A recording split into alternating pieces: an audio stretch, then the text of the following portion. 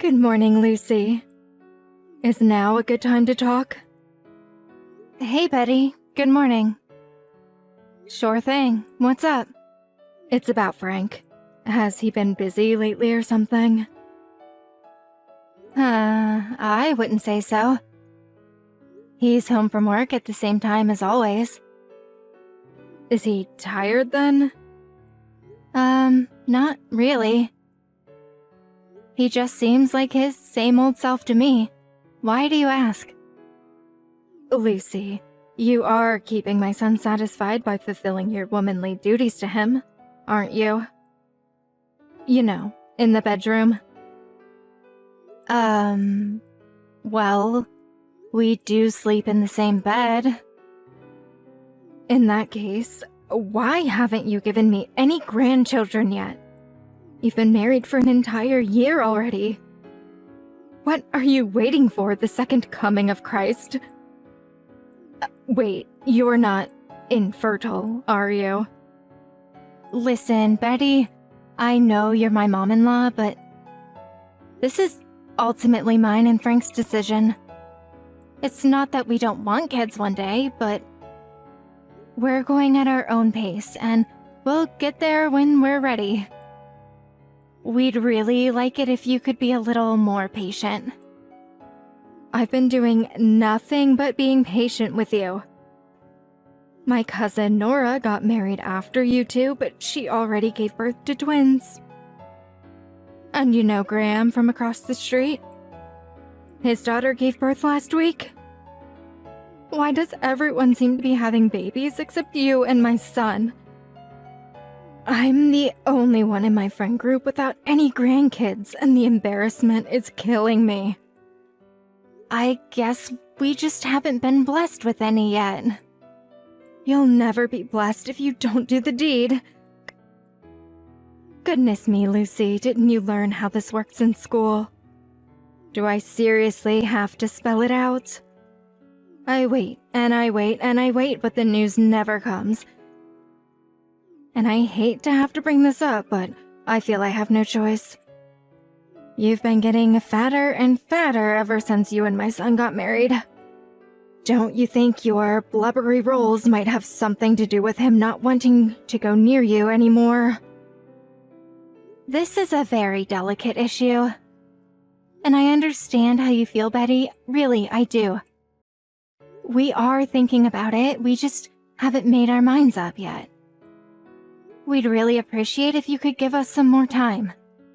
I know it's delicate, dear. Do you think I enjoy talking about this? The reason I brought it up is precisely because I have been waiting, but you've made no progress. Be honest, are you infertile? How is it possible that you can't be pregnant after an entire year of marriage? There must be something going on. I get checked at my gynecologist every year. He says everything's in working order. I wonder, could it really be? I just can't believe you haven't given me any grandchildren yet. Me and Frank would love to have kids one day. Believe me, Betty.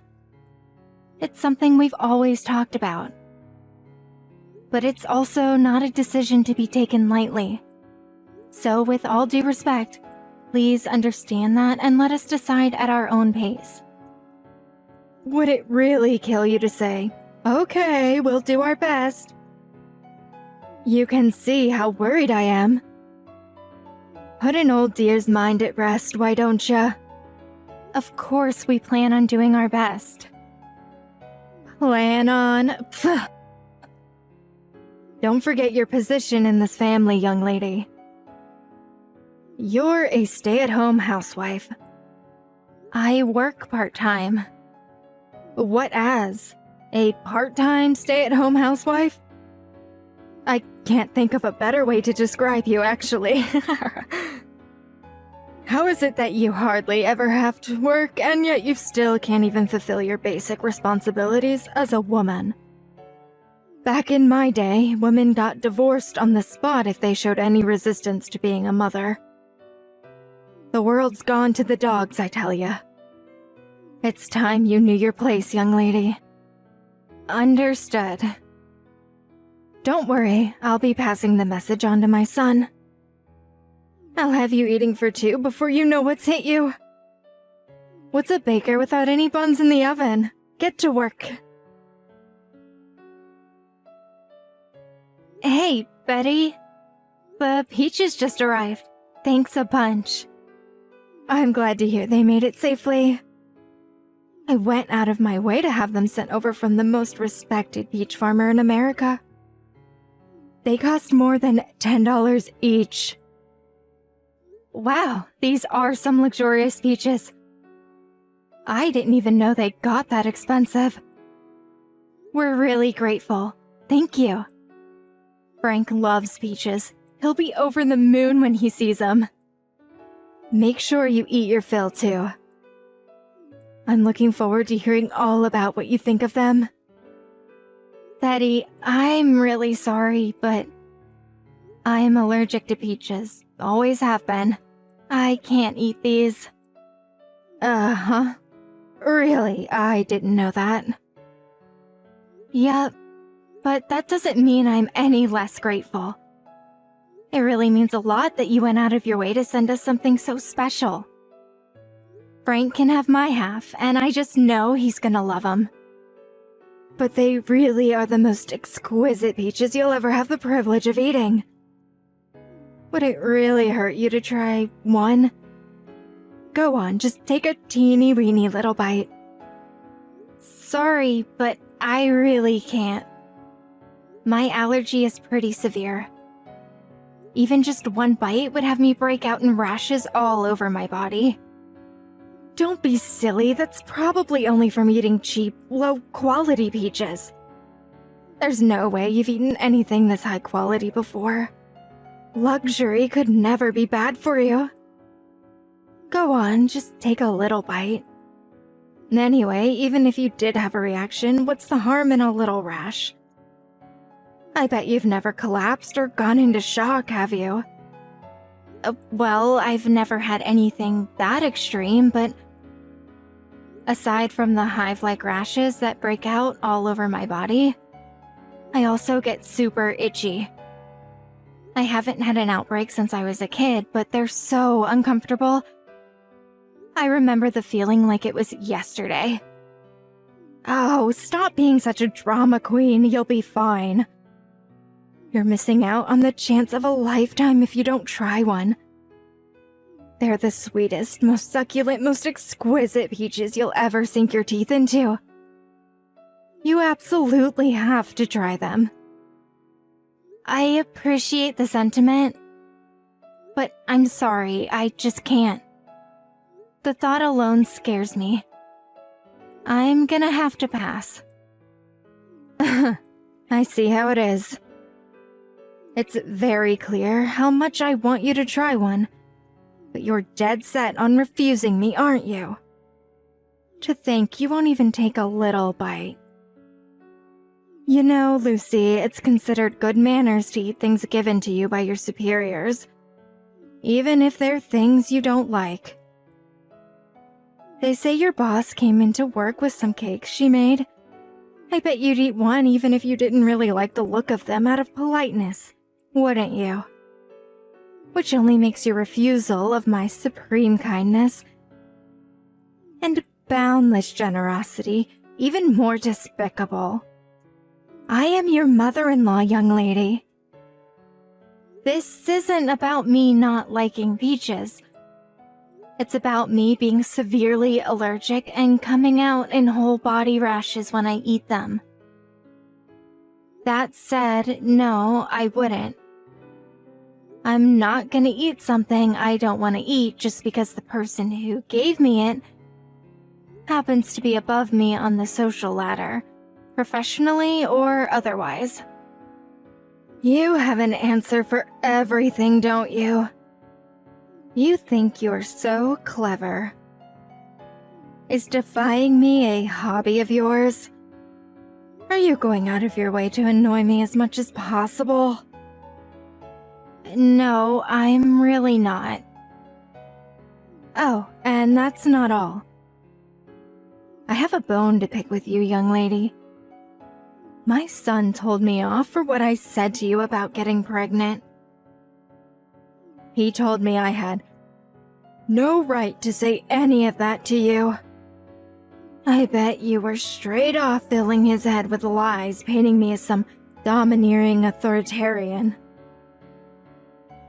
All I was doing was trying to provide some gentle encouragement because you two are clearly not capable of delivering the goods yourselves. I just told him what you said to me. You didn't have to go and do that. The idea was that you were supposed to do what needed to be done to get his juices flowing so he'd be in the mood to make babies, you simpleton. Why did my son have to marry the most thick-headed woman on the planet? You should know that all of our relatives will be at my uncle's wake next week. The thought of inviting such a tactless dullard to such an important family event is so terrifying it keeps me awake at night. I keep having these premonitions where you put your foot in the most awkward, embarrassing way and make me look like a fool in front of the whole family. Don't worry, I'll be careful not to cause you any problems. I hope that's true. Forget it, I'm wasting my breath. It's obvious by now that everything I say to you goes in one ear and straight out the other. Just see to it that you don't do anything that affects my stellar reputation in this family. Or there'll be hell to pay. Lucy, what's going on? Why would you go home all of a sudden when my mom's in such a bad way? Because your mom collapsed. What kind of reason is that? Wait, is this because she said all those things to you recently? Look, I guess she can come across as too direct and lack delicacy sometimes. But surely you can see how going home when everyone's running around in a panic trying to get her help is crossing the line? Are you at the hospital now? Yeah, she's receiving treatment as we speak. They still don't know what caused it, though. It was all her fault. Huh? What? Are you seriously saying it's my mom's own fault she collapsed? How can you say that with such confidence? No way. This doesn't add up. What did you do that made my mom start foaming at the mouth and collapse all of a sudden? She was unconscious, goddammit! I didn't do anything. She drank the coffee that was intended for me. There must have been washing detergent or something else not meant for human consumption in it. What? That coffee was meant as a malicious prank to embarrass me in front of the entire family. I noticed the weirdest smell just as I went to drink it. So I swapped it for her coffee while she wasn't looking. That's when she started foaming at the mouth and collapsed, right? I'm well within my rights to be pissed off when someone tries to poison me, Frank. I'm lucky I noticed it before she got her way. Because it would have been me lying in that hospital bed if she did. Is this for real? Yes. I can prove it. So I know there's a chance you won't believe me. But that coffee was originally meant for me. I'm sorry. Damn it! What the hell does my mom think she's doing? She's the worst! It's okay, sweetie. I'm sorry for hightailing it out of the house without explaining what happened. I should have spoken to you, but I was so mad I could barely contain myself. But I've been putting up with her harassment for so long now. This was the straw that broke the camel's back. I can't forgive her this time. When you say harassment, do you mean stuff other than pestering you about grandkids? Remember that box of peaches she sent us the other day? Yeah, you couldn't eat them because you're allergic, right? Here's the thing. Your mom knows full well I'm allergic to peaches. I remember telling her about it after we just got married. Now I might be able to entertain the idea she'd forgotten about it. If she hadn't seemed super curious and kept asking me all sorts of questions about how bad it was back then. Wow, seriously? Still though, it was over a year ago. Don't you think there's even a small chance she forgot? Maybe, just maybe I would if this was the first time she'd done it. But a few months back, she sent us that box of souvenirs full of candy with peach extract in it. I don't know exactly which part of the peach it is that gives me the reaction, so I play it safe by avoiding all of it. But it seems like she's sending everything she possibly can to try and make me have a flare-up. I told her back then I can't eat stuff with peach in it, so it's impossible for me to believe it's a coincidence. Oh my god, I'm so sorry, Lucy. I should never have gone through any of this. I had no idea at all. To think this was going on under my nose this whole time. Gah! Don't apologize, Frank. I'm at fault here too. I should have told you. It's just that I didn't want to rock the boat with her being your mom and all, so I figured it'd be best to keep my head down. I know that was stupid now. Keeping it all bottled up inside did nothing but stress me out. I'm sorry to say this, but there's no hope of me ever getting on with your mom. Me and her are done. Don't apologize, babe. My mom's the one in the wrong here. She should have never treated you like she did. I'm amazed you managed to tolerate her for so long. I mean, Jesus! She even went as far as trying to poison you. Who knows what could have happened if that went wrong? You could have died for all she knew. Who the hell puts washing detergent in someone's coffee? She deserves everything that happens to her. Thank you so much for believing me, Frank. But what should I do? It just dawned on me that she might try saying it was me who put the washing detergent in her drink. Don't worry about that. I'm gonna have the coffee pot tested by a professional. I'll also let the rest of the family know what's going on in advance, so no one believes her lies if she starts pointing the finger. I'm so sorry I doubted you, babe, even if it was just for a second. You don't have a thing to worry about now, because I got your back. I'm gonna protect you no matter what. Lucy, are you there? It'll finally be time for me to leave the hospital tomorrow. But you haven't been to visit me a single time. My son's just as bad. He's ignoring all my messages for some reason. Care to explain yourselves? Hey, Betty, I decided I want nothing more to do with you. Frank feels the same way.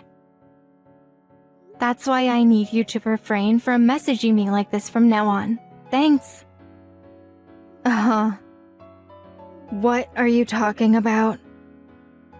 You really are a floundering disappointment of a daughter-in-law. How can you both be so cold towards me at a time like this? I'm weak enough as it is without my own family turning against me.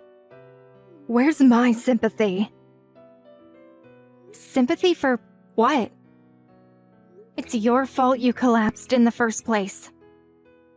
What on earth could possibly make you say that? I've never heard anything so ridiculous. The doctors told me why I collapsed. They said it was because there was a foreign substance in my coffee. So please think before you open your mouth, darling.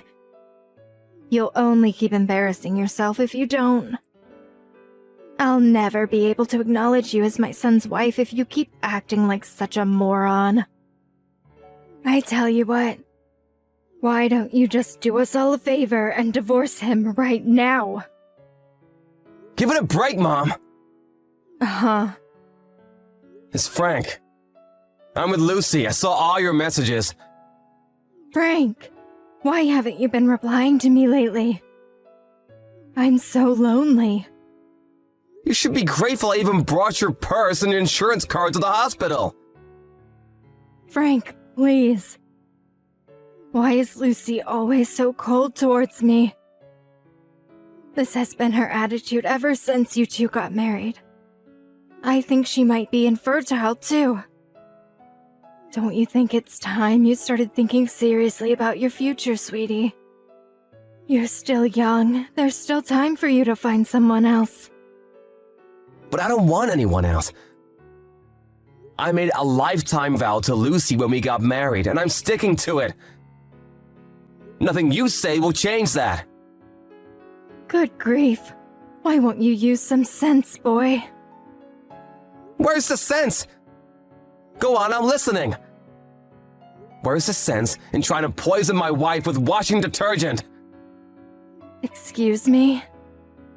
The doctors told you they found a foreign substance in your body, right? Yes. I had the contents of the coffee pot sent off to a lab. The results came in, and I have a list of the chemicals I found inside it. They were 100% matched with the washing detergent in your kitchen cupboard. You were the one who poured everyone's coffee, right? I know you tried to make Lucy drink it. No, you're wrong. Yes, maybe it was me who poured the coffee, but I'm pretty sure it was Lucy who have brewed it in the pot beforehand. Lucy did this. Think about it, son. I'm the one lying in a hospital bed here. Why would I poison myself? I know it might be hard to accept, but your wife is the only person who could be behind this. I asked all of our relatives who came to the wake, and luckily there were several witnesses. Well, Lucy got up to go and brew the coffee. You stopped her and insisted you'd do it instead. Really? I'm certain that's not how it happened. Are you sure these witnesses of yours don't just have bad memories? You kept forcing Lucy to do chores that day, didn't you? She was visibly exhausted, but you just demanded more of her. One of our relatives felt bad for her and offered to help. But you told him to sit down and relax because Lucy would be taking care of everything around the house for the day. That's why they thought it was weird when you made an exception to go out of your way to stop her brewing the coffee and insisted on doing it yourself. You should know that there were several witnesses. Even if, for argument's sake, all that were true, why would I poison myself by drinking my own washing detergent-laced coffee? I collapsed while foaming at the mouth, for crying out loud. That's because Lucy noticed you're up to something and swapped your cups while you weren't looking. She did what? Still, she wouldn't have guessed in a million years you're trying to poison her with freaking washing detergent. No matter how you look at it, this is 100% your fault, and you got what you deserved. I don't think you need me to tell you how dangerous what you did was after you collapsed and got put in hospital. But you don't know how Lucy would have reacted to that stuff. You could have killed my wife for all you knew. We'll be well within our rights to report you to the cops.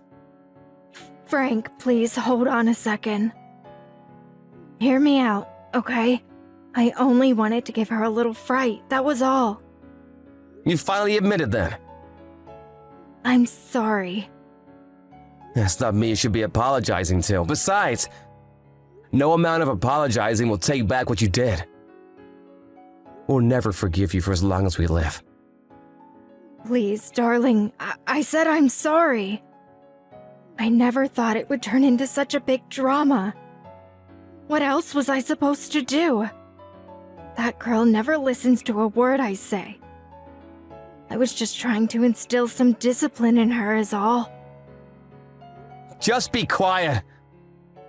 There's no excuse for what you did. You disgust me. I never want to see you again. I'm grateful for you raising me, but you need to leave us alone from now on. You can keep my inheritance. I don't want it. Frank, please wait. I'm begging you, please forgive me. I'm so sorry. I was full of regret over what I did when I woke up in this hospital bed. Frank's driving now. He can't reply anymore. Lucy? Driving? Are you outside? Yep, we just went to collect the results on the coffee pot contents from the lab. Do you think maybe there's a chance you could come and see me at the hospital on your way back? I want to apologize to you in person. Please stop saying you never want to see me again. You have no idea how much it hurts. We wouldn't come to the hospital if you paid us. Lucy, please. I'm so sorry. I mean it. I've never been this sorry about anything in my life. I've always known you don't like me. You did nothing but send us food you know I can't eat ever since we got married. You say the nastiest, most hurtful things to me when Frank's not around. Anyone else would have probably ended the relationship then and there. But for some reason, I thought it was possible for us to get along somehow. And I thought that if I just stuck at it, things would work out in the end. My Frank's been spending all his time with you ever since you got married. You stole my son away from me. I've been so lonely. The only reason I urged you to have children so passionately was because being surrounded by so many happy families made me feel so acutely aware of how the clock's always ticking. And I didn't want you to wait until it was too late. But I realize that was wrong now. I'll never overstep my bounds again. I'll acknowledge you as my daughter-in-law. I'd rather you didn't. We're breaking off all ties with you. No, please. Don't even say things like that. I'm so sorry. If you were really sorry, you wouldn't be pestering us to come and visit you in the hospital. The only reason you were being so cocky was because you had no idea we knew about your little washing detergent stunt. We can't associate with someone who thinks like you. You're dangerous. Lucy, please, will you find it in your heart to forgive me? I'm ready to turn over a new leaf. I'll be extra kind to you from now on. Oh, that's funny. Let's face it, Betty. This conversation is pointless. How about you do the human race a favor by crawling under a rock, where you can never bother anyone again? We never saw Betty again after that. But not knowing when to give up, she tried spreading lies about me being the culprit behind her poisoning amongst the family when she got discharged from the hospital. Thankfully, since Frank saw it coming and prepared them all in advance, it backfired miserably and she became the target of a torrent of ruthless criticism. She became completely alienated, and now she's living out her retirement in loneliness and isolation. Between the shock of being disowned by her beloved son and her entire family finding out that she tried poisoning me with washing detergent, her spirit was broken, and she stopped leaving the house almost entirely. She was sighted by a neighbor who also happens to be my friend lately. Apparently, she looked like she'd aged about 10 years since she last saw her. And she looked so run down and worn out by life that my friend wasn't even sure it was her at first. Even still, I don't feel an ounce of sympathy for her. She really did deserve everything that happened to her. We moved far, far away just to make extra sure we'd never see the mother-in-law from hell again. And we're currently enjoying life in the new house we bought. Half a year after she collapsed, I finally fell pregnant. And now we're making preparations for our son to be born. We didn't tell her back when she was sticking her nose in because we didn't feel like it was her business. But the truth is, we've been trying for a baby for a very long time. And we're overjoyed now we finally have one on the way. I just know that if she was still in our lives, I'd never hear the end of the correct way to be pregnant or the correct way to raise a baby boy. It wasn't plain sailing, and we rode out our fair share of rough seas to get here. But after cutting all ties with Betty, we've never been happier. My priority now is building a happy household full of love and warmth with my amazing, supportive husband and the baby boy